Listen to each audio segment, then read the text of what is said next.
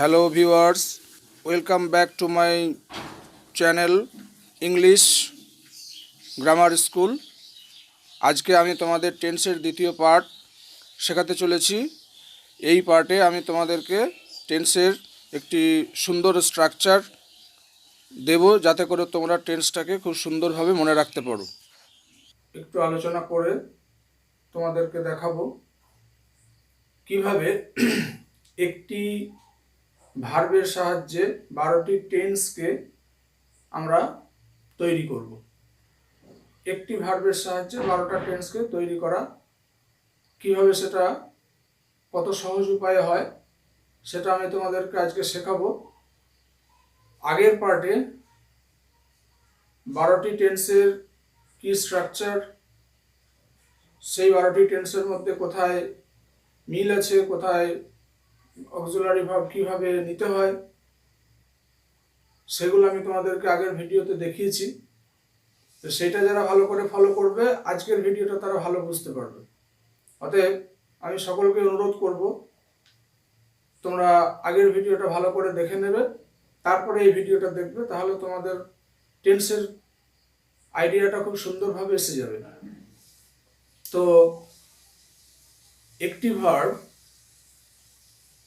দিয়ে 12টা টেন্সকে কিভাবে আমরা গঠন করব সেটা আমরা আজকে শিখব। তাহলে আমরা টেন্সের সম্পর্কে আমাদের অভিজ্ঞতাটা অনেক বেড়ে যাবে। ঠিক আছে, তো চলো আমরা শুরু করি, দেখি কিভাবে সেটা হয়। তো আমি, হ্যালো ভিউয়ার্স, দেখো আমি একটা সেন্টেন্স লিখেছি, আই রাইট এ লেটার। এখানে আই হচ্ছে সাবজেক্ট, রাইট হচ্ছে ভার্ব এবং এই লেটার হচ্ছে অবজেক্ট। তো আমরা জানি একটি সেন্টেন্স সাবজেক্ট ভার্ব অবজেক্ট, ইংরেজি সেন্টেন্সের মূল বিষয় হচ্ছে এই তিনটি, সাবজেক্ট ভার্ব এবং অবজেক্ট। তো আমি এই সেন্টেন্সটি নিয়েছি এবং এই রাইট ভার্ব দিয়ে আমরা আর 11টি টেন্স তৈরি করব। এখানে একটি টেন্স তৈরি করা আছে, এই টেন্সটি কে আমরা বলি সিম্পল প্রেজেন্ট। কারণ কি, না আগের ভিডিওতে দেখিয়েছি যে সাবজেক্টের পর যদি ভার্বের প্রেজেন্ট ফর্ম থাকে তাহলে তাকে আমরা সিম্পল প্রেজেন্ট বা প্রেজেন্ট ইনডেফিনাইট টেন্স বলে থাকি। তো এই রাইট ভার্ব, তাহলে একটা টেন্সকে, টেন্স কার হয়, টেন্স কার হয়? টেন্স কিন্তু কোনো সাবজেক্টের হয় না, কোনো অবজেক্টেরও হয় না, টেন্স হয় ভার্বের। তাহলে আমরা যখন টেন্সটা তৈরি করব তাহলে দেখতে পাবো যে এখানে সাবজেক্টেরও কোনো চেঞ্জ হচ্ছে না, অবজেক্টেরও কোনো চেঞ্জ হবে না, ভার্বটা চেঞ্জ হতে হতে যাবে।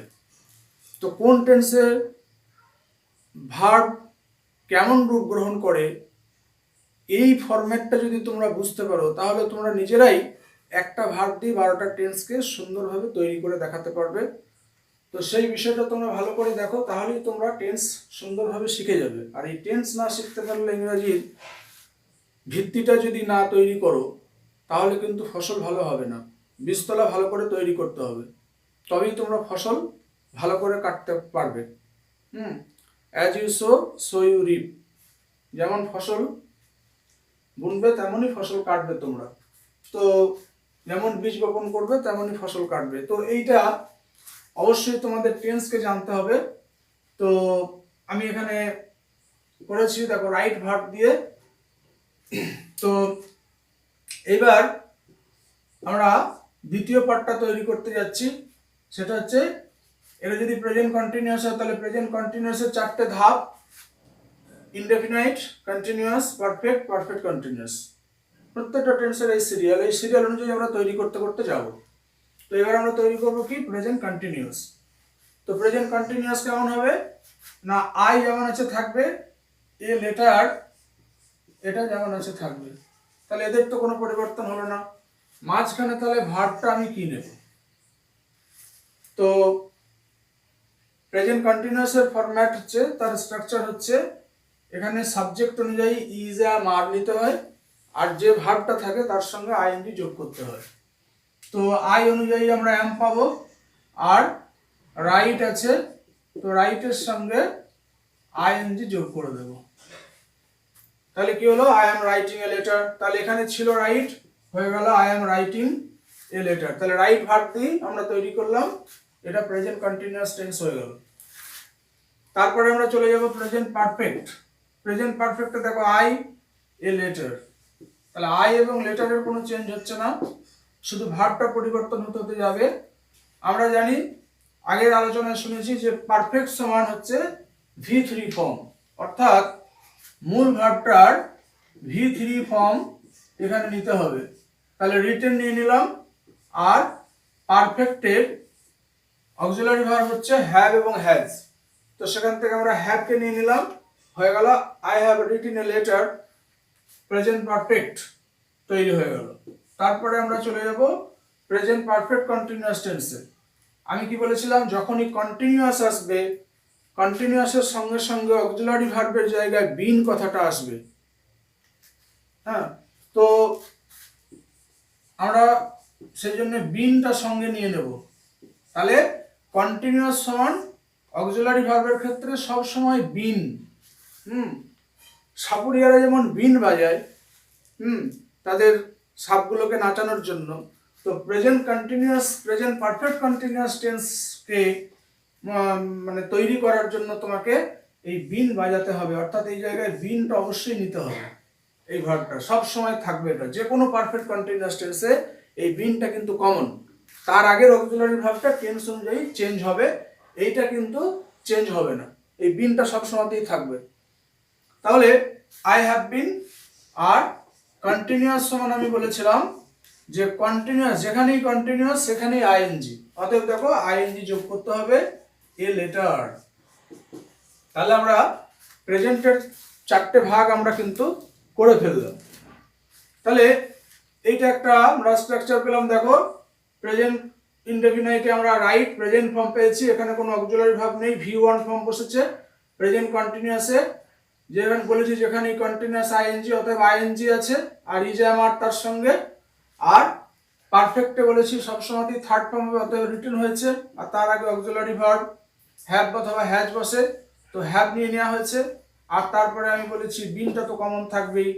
তো প্রেজেন্ট পারফেক্টের সঙ্গে প্রেজেন্ট পারফেক্ট কন্টিনিউয়াসের একটা মিল আছে অক্সিলারি ভার্বের ক্ষেত্রে, ওখানেও হ্যাভ হয় হ্যাজ হয়, এখানেও হ্যাভ হয় হ্যাজ হয়। যখনই কন্টিনিউয়াস আসবে বিনটা এক্সট্রা আসবে, এখানে পারফেক্টে কিন্তু বিনটা হবে না। আর এখানে হয় থার্ড ফর্ম, এখানে হয় আইএনজি, যেহেতু কন্টিনিউয়াস যোগ আছে। তাহলে কন্টিনিউয়াসের সঙ্গে আইএনজির সম্পর্ক আর পারফেক্টের সঙ্গে থার্ড ফর্মের সম্পর্ক, এইটা যখনই তোমরা বুঝে যাবে তোমাদের টেন্সের আইডিয়া কিন্তু ক্লিয়ার হয়ে যাবে। টেন্সের সম্পর্কে তোমাদের যে কনসেপশনটা সেটা আরো ক্লিয়ার হয়ে যাবে, তোমরা সঠিকভাবে সব সেন্টেন্সগুলোকে তৈরি করতে পারবে। তাহলে প্রেজেন্ট টেন্সের যে চারটে ভাগ সেটা আমি দেখালাম, এইবার পাস্টের চারটে ভাগ দেখাবো।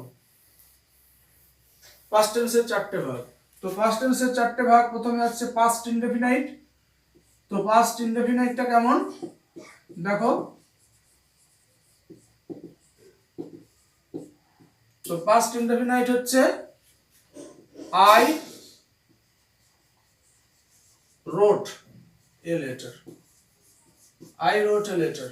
পাস্ট ইনডেফিনাইটে সবসময় V2 ফর্ম দিয়ে কাজ করতে হয়, এটা সবসময় তোমার মনে রাখবে। এই টেন্সে কোনো অক্সিলারি ভার্ব নেয় না, সবসময় V2 ফর্ম নিয়ে কাজ করে। তাহলে এটা হচ্ছে পাস্ট ইনডেফিনাইট হয়ে গেল।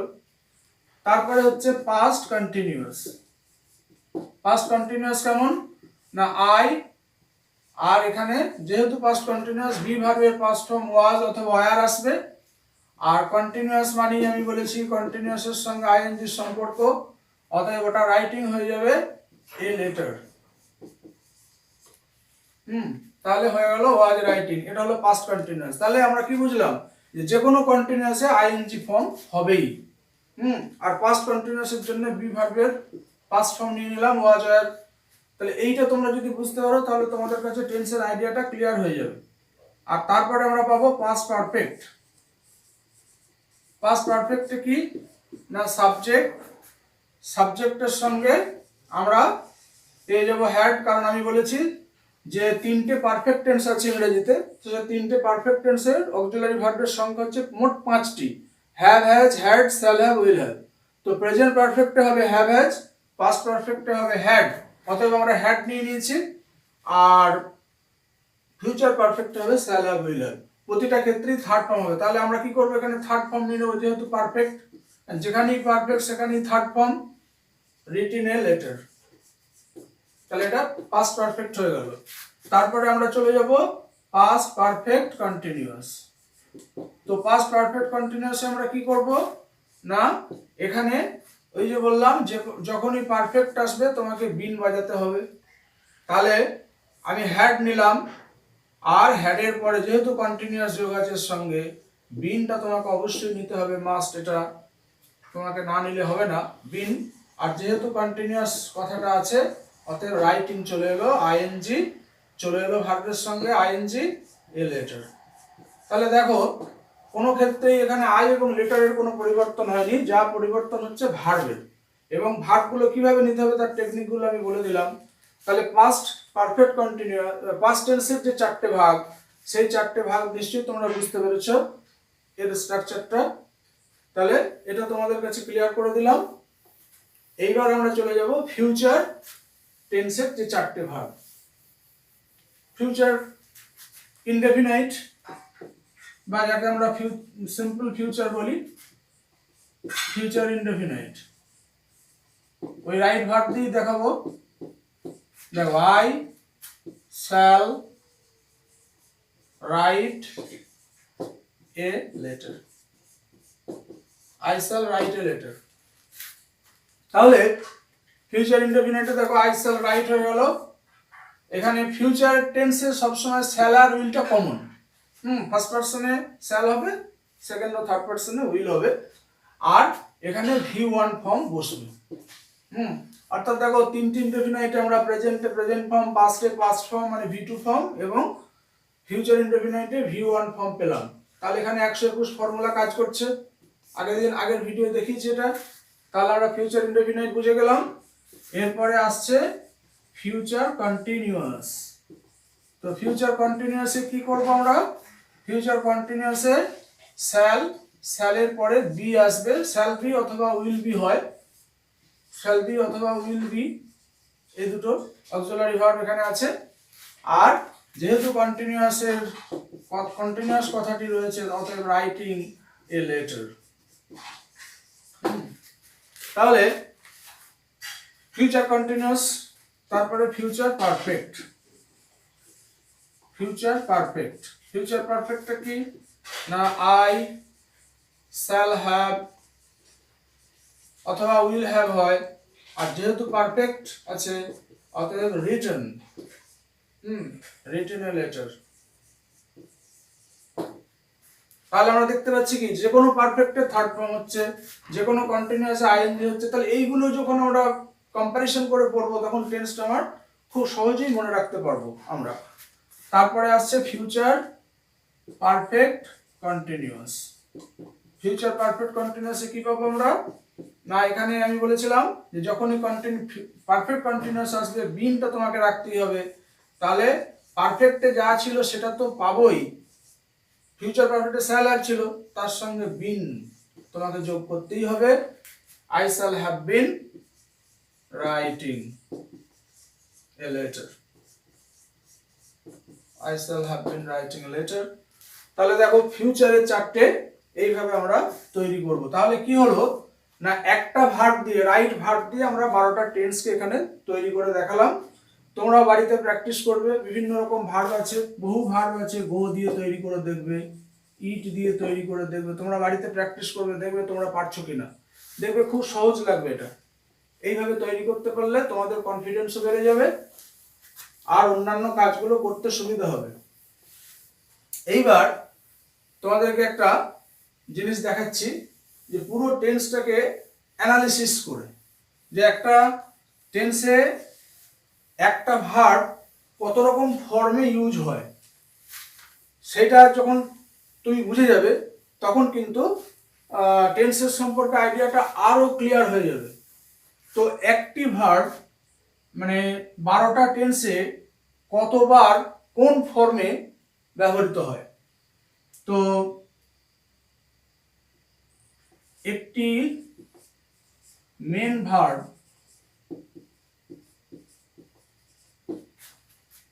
12টি টেন্সে 12টি টেন্সে কিভাবে কত রকম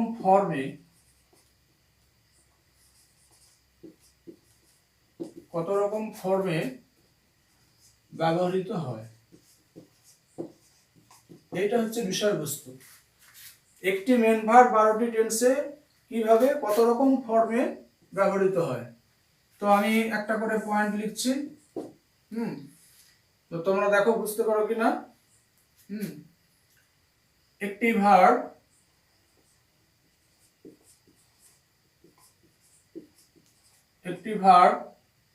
প্রেজেন্ট ফর্মে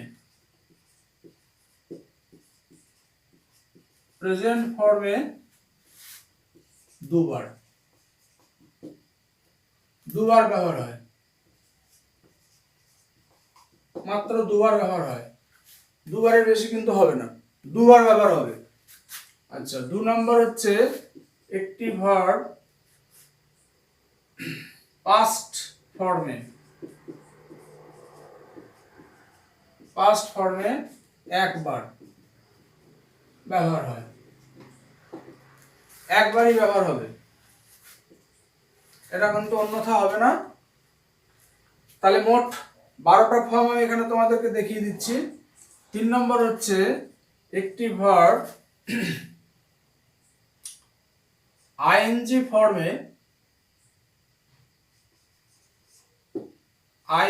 ফর্মে অর্থাৎ ভার্ব প্লাস আইএনজি আর কি, আইএনজি ফর্মে 6 বার ব্যবহার হয়, 6 বার ব্যবহার হয়। তাহলে দেখো 3 বার আর একটা 6টা, মোট 9টা হয়ে গেছে। আর একটি ভার্ব V3 ফর্মে 3 বার ব্যবহৃত হয়। তাহলে মোট আমরা পাচ্ছি কি যোগফল, দেখো 6 3 9 10 11 12, তাহলে 12টি। আর টেন্স কটা আছে? 12টি।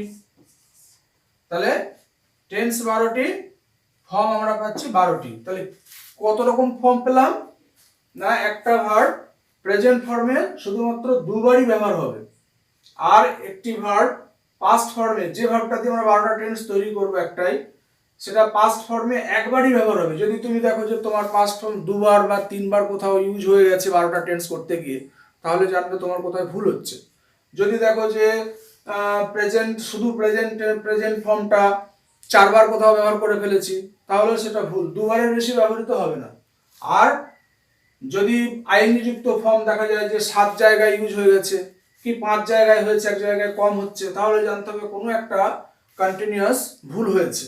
আবার 3টে V3 ফর্ম যদি 3টের কম হয় বা 3টের বেশি হয়, সেখানেও জানতে হবে যে আমার পারফেক্ট টেন্স কোথাও ভুল হয়েছে। তাহলে আমরা পুরো টেন্সটাকে অ্যানালিসিস করে কি পেলাম, যে প্রেজেন্ট ফর্ম মাত্র 2 বারই ব্যবহার হবে, তার বেশি হতে পারে না। পাস্ট ফর্ম মাত্র একবার ইউজ হবে। তাহলে এই দুটো জিনিস কোথায় ব্যবহার করব আমরা, না প্রেজেন্ট ফর্ম একমাত্র সিম্পল প্রেজেন্ট টেন্সে একবার, আর একবার প্রেজেন্ট ফর্ম ইউজ হবে সিম্পল ফিউচার টেন্সে, আর পাস্ট ফর্ম একবার ইউজ হবে সিম্পল পাস্ট টেন্সে, ওখানে V2 ফর্ম লাগে, তো পাস্ট ফর্ম একবার ব্যবহৃত হবে। আর যে 6টা কন্টিনিউয়াস আছে, 3টে সাধারণ কন্টিনিউয়াস এবং 3টে পারফেক্ট কন্টিনিউয়াস, এই 6টা কন্টিনিউয়াসে সব সময় যে মেন ভার্ব আছে, ভার্বের V1 ফর্ম, তার সঙ্গে আইএনজি যোগ হবে, এটা 6 জায়গায় হতেই হবে। আর যে 3টে পারফেক্ট টেন্স আছে, সেই 3টে পারফেক্ট টেন্সে 3 নম্বর ফর্ম অর্থাৎ থার্ড ফর্মটা ইউজ হবে। তাহলে মোট 12টি ফর্ম আমরা এইভাবে করব। তাহলে কি হবে, আমাদের টেন্সটা কোনোদিন ভুল হবে না। এটা দেখে নেব আগে, তাহলে আমরা টেন্সটা চেক করতে পারবো যে আমাদের ঠিক হয়েছে কিনা। তাহলে বন্ধুরা, তোমরা নিশ্চয়ই ভালোভাবে 12টা টেন্স বুঝতে পেরেছো। তো এই 12টা টেন্স আমি আরেকটি এক্সাম্পলের মধ্য দিয়ে দেখাচ্ছি, এই জিনিসটা প্রমাণ করে যে একটা ভার্ব যে 12 জায়গায় 12 রকম ভাবে ইউজ হচ্ছে, কোথায় কি রকম ভাবে ইউজ হচ্ছে, সেটা আমি একটা এক্সাম্পলের মধ্য দিয়ে তোমাদেরকে দেখাচ্ছি। তাহলে এবার দেখো, আমি বলেছিলাম যে দু জায়গায় present indefinite tense present form হবে। তো এটা একটা, আর একটা দেখো এই একটা, তাহলে এক, আর এখানে এটা এটা হচ্ছে এক। তাহলে মোট দু জায়গায় আমরা পেলাম, দু জায়গায় প্রেজেন্ট ফর্ম। তাহলে প্রেজেন্ট ফর্মটা দু জায়গায় ইউজ হলো, বুঝতে পেরেছো? আর তারপরে আমি কি বলেছিলাম যে পাস্ট ফর্ম এক জায়গাতে ইউজ হবে। দেখো এটা এক জায়গায় মাত্র পাস্ট ফর্ম ইউজ হয়েছে, পাস্ট ফর্ম, আর কোথাও তুমি পাস্ট ফর্ম খুঁজে পাবে না। তাহলে একটা 12টা টেন্সে একটা ভার্ব দিয়ে যখন আমরা করব একবারই পাস্ট টেন্স পাস্ট ফর্ম পাবো, অন্য কোথাও কিন্তু এটা থাকবে না। আর তারপরে বলেছিলাম যে 6টা কন্টিনিউয়াসে আইএনজি যোগ হবে। দেখো প্রতিটায় 2 আর 4 নম্বরে, 2 আর 4 নম্বরে, প্রত্যেকটার 2 এবং 4 নম্বরে, এই 2 আর 4 সিরিয়াল প্রত্যেকটার, এটা তুমি পেয়ে যাবে 2 আর 4। এটা তো দেখো 2 এবং 4, তাহলে মোট 6 জায়গায় আমরা আইএনজি পেয়ে যাচ্ছি, এটাও প্রমাণ করে দিলাম। আর 3 জায়গায় দেখো থার্ড ফর্ম, অর্থাৎ প্রতিটা 3 নম্বরে 3 নম্বর ফর্ম আমি বলেছিলাম। তাহলে এই 3 নম্বর, প্রতিটার 3 নম্বরে দেখো 3 নম্বর ফর্ম, প্রতিটার 3 নম্বরে 3 নম্বর ফর্ম। অর্থাৎ আমরা 12টা এইভাবে, মানে টেন্সের ভার্বের স্ট্রাকচারটা ঠিক এইভাবে আমাদের মনে রাখতে পারলে টেন্স আমরা কোনোদিন ভুলবো না। আশা করি ভিউয়ার্স তোমরা এটা বুঝতে পেরেছো। আমি তোমাদের কাছে একটাই রিকোয়েস্ট করব, তোমরা ভিডিওটা ভালো করে দেখবে এবং বাড়িতে প্র্যাকটিস করবে। প্র্যাকটিস ছাড়া কিন্তু ইংরেজি শেখা যায় না, যে কোনো সাবজেক্ট। তো তোমরা প্র্যাকটিস করবে এবং বাড়িতে মানে বারবার প্র্যাকটিস করো। বাড়িতে প্র্যাকটিস করার পর এগুলো নিজেরা অভ্যাস করবে। এটা ভালো করে ভিডিওটা দেখবে এবং বন্ধুদের মধ্যে শেয়ার করে দেবে। আর যদি ভালো লাগে আমার ভিডিওটা তাহলে লাইক করবে এবং কমেন্টে আমাকে লিখে জানাবে যে কেমন লাগলো, এবং বারবার প্র্যাকটিস করবে। তো আজকে এই পর্যন্তই। আগামী ভিডিওতে টেন্সের অন্যান্য পার্ট নিয়ে আলোচনা করব। আজকের মতো তোমাদের সকলকে শুভেচ্ছা জানিয়ে শেষ করছি।